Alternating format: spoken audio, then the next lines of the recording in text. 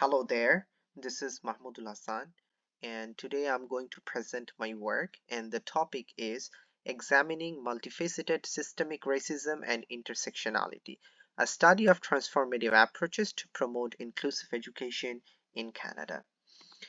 The research question is, how do multifaceted systemic racism and intersectionality intersect in the Canadian school system, and what transformative strategies can be implemented to foster inclusive education and promote equity among diverse student populations?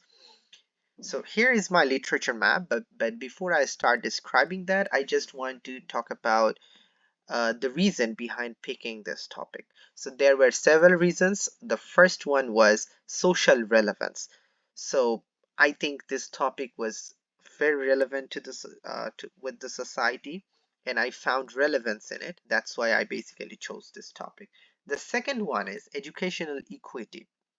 So, being a teacher, I aim to contribute to creating a fair education system. Addressing systemic racism and intersectionality can help bridge the educational equity gap, ensuring that all students have equal access to opportunities and resources. And the third reason was basically I had personal interest, and I still have personal interest in social justice, equality, and education. The fourth reason was professional growth. Researching such a complex and relevant topic allows for significant professional growth. That's why I chose this topic. Now, I would like to talk about my literature search strategy. I used some specific words or keywords like systemic racism, history of racism, contemporary situation of racism, inclusive education, anti-racist education, etc. I did not search for articles on random websites because I think that is not reliable. Instead, I turned to academic search engines like Google Scholar and Omni. I also wanted the latest information, so I focused on the recent articles. I added references of the articles as well. I gathered a few articles that will give me a good overview on the topic. And the topic is systemic racism and promotion of inclusive education. Now I want to start talking about the literature map that I have made. It has basically four subfields. The first one is historical context, second one is contemporary content, third one is reforms that have been made, and fourth one is required approaches. The first one here, Debegin and his fellow workmates, in their research, what they talked about basically historical context and roots of racism. So in Canada, colonial racism is intrinsic to nation building, culture, and institutions. Understanding the vital need to consider historical context in the fight against racism. So this is the thing which they basically introduced and talked about. The second one is about historical and current injustices toward indigenous people. So it is more indigenous people centric, and have been the focus of research on the impact of education about racism. So the third one is policies and practices. So Smith here, what is Smith tried to find out, he provides an overview of historical policies and practices contributing to systemic racism in Canadian schools, laying the foundation for understanding contemporary challenges. So, historical policies and practices contributing to systemic racism in Canadian schools have been analyzed in detail by the work of Smith. By the work of Smith here. Now I'm gonna start this one, the second one, and it is about contemporary work. So the first one is social inequality among Chinese international students in Canada and its impact have been examined from an intersectionality perspective. So what the writer did here, the writer basically talked about different types of social injustices and racism that international students face after coming here in Canada for education. Particularly, the writer mentioned Chinese students. So the stories of the Chinese students and what they are facing after coming here in Canada for education. So this research is basically on that. The second one is existing intersectionality. So the findings are it explores contemporary forms of systemic racism, taking into account intersectional factors such as race, gender, and socioeconomic status. Existing forms of intersectionality is basically described here. Now I'm going to talk about the next one, reforms. So it basically talks about existing policies related to anti-racism and anti-discrimination.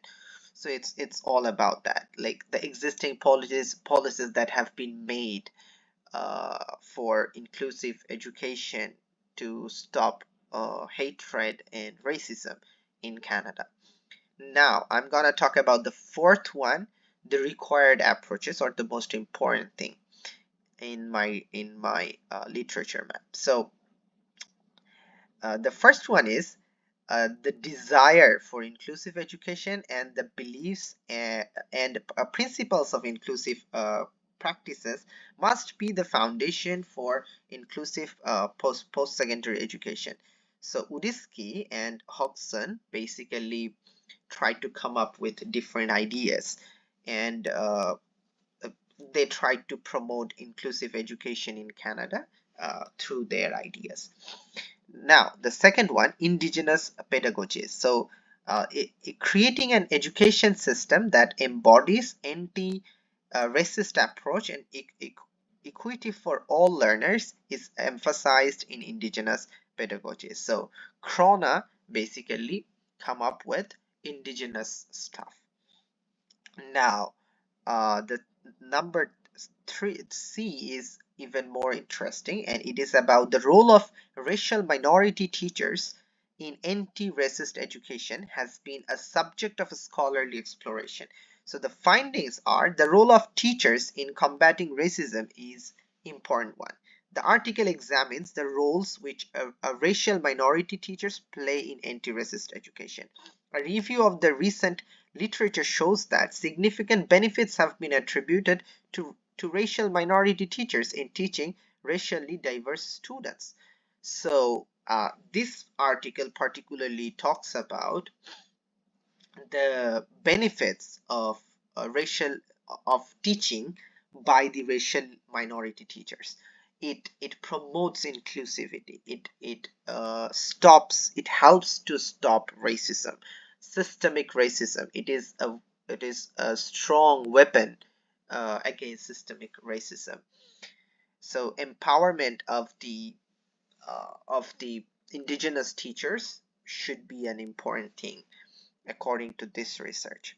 And the last one is engagement and empowerment. So it's about engagement, social engagement and empowerment, community engagement and empowerment. So a supportive educational model that promotes safety, a sense of belonging, and empowerment is crucial to combat structural racism. So Bajwa basically came up with this idea. So that's all about it. That's all about my literature map. Now I'm going to go to the next part of it. So it is another very important thing, the visual model, theory model. So here we see that inclusive education. So it's all about what are the necessary things for inclusive education. The number one is vision. So for inclusive education, to have inclusive education in Canada or in any society, we need visionary teachers, we need visionary leaders, and we need to have a proper vision, big vision for creating an inclusive environment and to promote inclusive education. Number two is placement, and adopted curriculum is number three. These two are very important things as well that needs to be addressed. Now, then the next one is adapted assessment and adapted teaching. So these two are important things as well. Teachers, adapted teaching is very important, and adapted assessment and proper assessment is very important too for inclusive education. Next one is acceptance. So there has to be acceptance of different people in a society, in education, in the environment. I mean, educational environment. So then people from different race, different culture, and different nationality will be able to join and will be able to get proper and equal educational right if acceptance is there in the society, in the educational places. The next one is access. So access should be equal, and access to everything should be equal for everyone. That's an important thing for inclusive education. Access to information, access to educational knowledges, these things are really important. The next one is support. So basically, for example, the indigenous people who are who need support so that they can come forward and can have proper education, like the people who are at front of at who are like uh, blessed in various different ways which they are not. So the racially, nationally, economically, and socially, uh, I mean, lower different people, socially, the people who are at problems, who are not at the forefront, who are not at the top, they should get the support from teacher, from institution, from the government as well. The next one is resources. Resources should be open for all, and there should be a proper resource for inclusive education. The last one is leadership. I think that's very important. Teachers should be leader, and that will promote inclusive education. Teachers should be fair and a proper leader. In a country, proper leadership can help achieving inclusive education as well. The next one here, I'm going to talk about the causes behind systemic racism. There are several causes. The first one is internalized racism. So what is it basically? It refers to the acceptance, endorsement, or support of racist attitudes, beliefs, stereotypes, and prejudices by members of racially oppressed groups. So it includes negative self-image, internalized stereotypes, preference for whiteness, self-discrimination, internalized oppression, interpersonal racism, uh, is another different thing. So interpersonal racism it refers to the discriminatory behaviors, attitudes, and actions that occur between individuals or groups based on racial differences. It includes hate speech, racial profiling, discriminatory practices, exclusion and segregation, hate crimes, and online harassment. So these are the causes behind developing systemic racism. The third one is a structural racism. It refers to the system level condition, cultural norms, and institutional practices that constrain the opportunities, resources, and well-being of individuals and communities based on race. So the key aspects are historical rules in institutional discrimination, unequivocal access, racial disparities, and implicit bias. These are the reasons behind structural racism. And then the next one is institutional racism. It's kind of similar, but not exactly same. I mean, structural racism and institutional, there are differences, but it has similarity. Both of the things have similarities.